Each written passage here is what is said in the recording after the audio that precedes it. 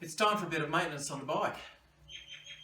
It's done just over 100,000 kilometres, still looking beautiful, but the power outlet that I installed 6 years ago, the rubber around it's perished, so it's time to replace it. So let's have a look at that. As you can see, I've got all my safety gear on, so I'm ready to start.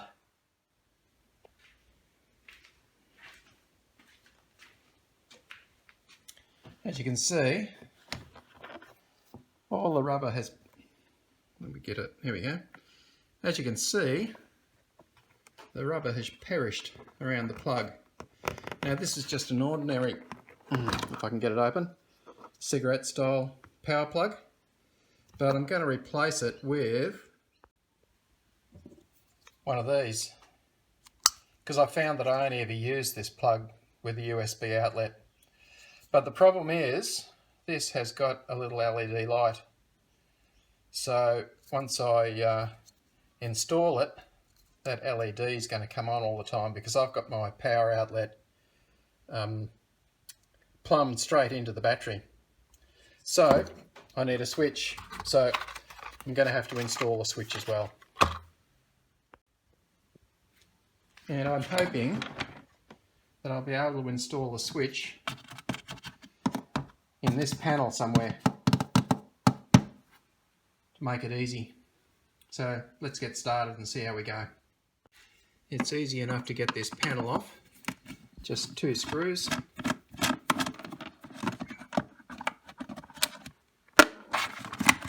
And off comes the panel.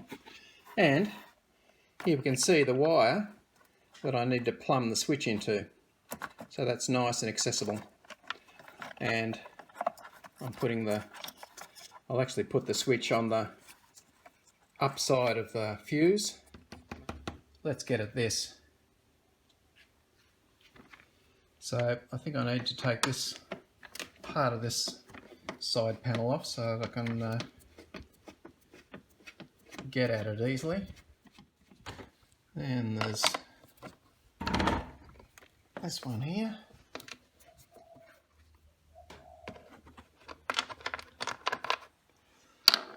And there's a, oh, you really can't see it. You'll have to trust me. There's a little push plug down there that has to come out as well.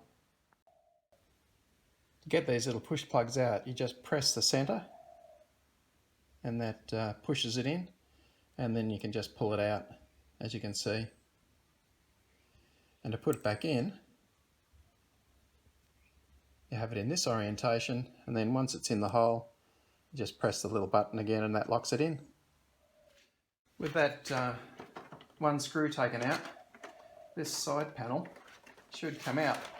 I really hate taking this side panel off because these 2 little push thingies up here are really hard and it feels like you're going to break it. As you can see, the clip has actually come off here and this one's stayed on. So I think I'll put a bit of grease on them next time. So I need to pull the clip out of here and put it back on. Alright, got it.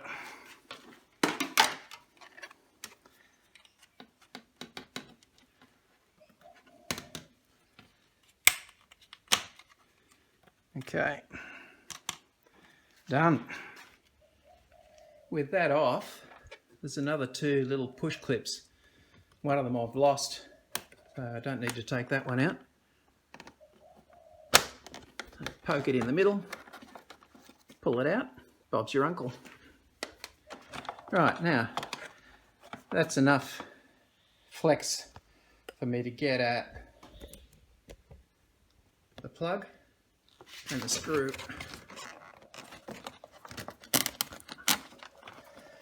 Okay, let's pull that out.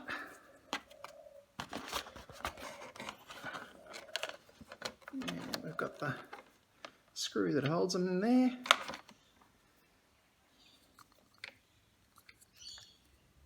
And as you can possibly see, it's the contact's pretty rusty in there, so it needs replacing anyway. Red is positive.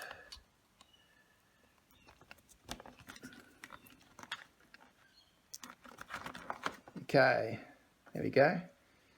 We've got power. So once I put the switch in, I can switch the power on and off to that. I've already got a connector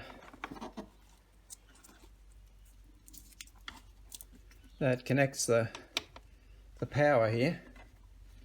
So really all I need to do is wire the switch into that. So because these are terminals, all I need to do is cut that, put them on there, and that should be it. Well, it's just as well I tested this before drilling a hole for it, because it turns out this switch only has power when you're holding the button on. So here's a trap for young players. If the switch says it's a MON, it means momentarily on. Yeah, well, and I can't get a refund because the package is opened, of course. So it's back to a traditional square type switch. Now this switch has got flat connectors, but to make it easier for me to get this panel on and off, I'm going to extend these wires. So I'll put some flat connectors on this side and put some ordinary plug connectors on this side again.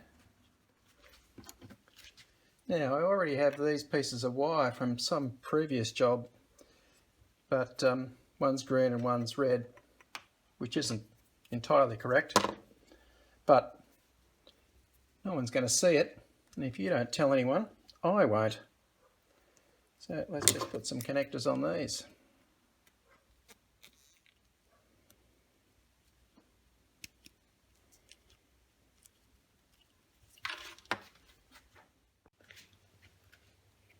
Okay, let's see if this is going to work. Connect up the switch. Well, that didn't work. Obviously, the power's on one side. Let's try that. Power off. Power on. Okay. So the next step is to wire this into here. So I think I'll just put it down in here somewhere. Now, the way to mark something on black is just to use some of this whiteout pen.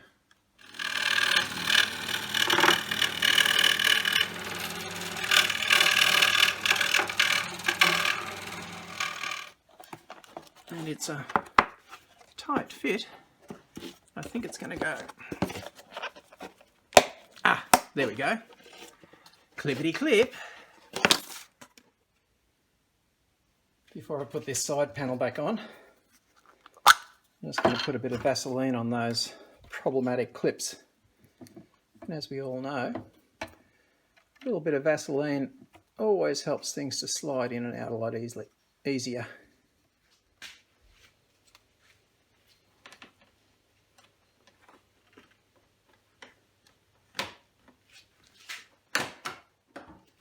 So now I can replace this panel.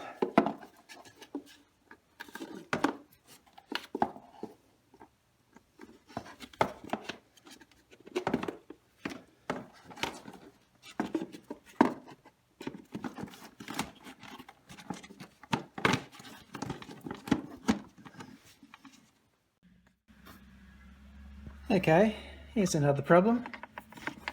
That switch just touches on this plastic surround here. Didn't test that, you idiot. There's heaps of room up further. So I'm going to have to put another hole in here and put a plug or something over this hole.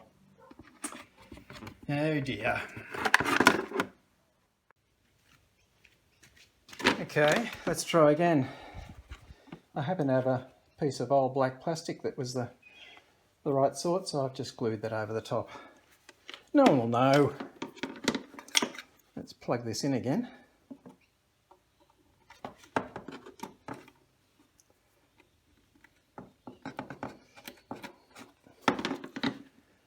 Let's see where the bob is my uncle this time. Let's get the wires out of the way.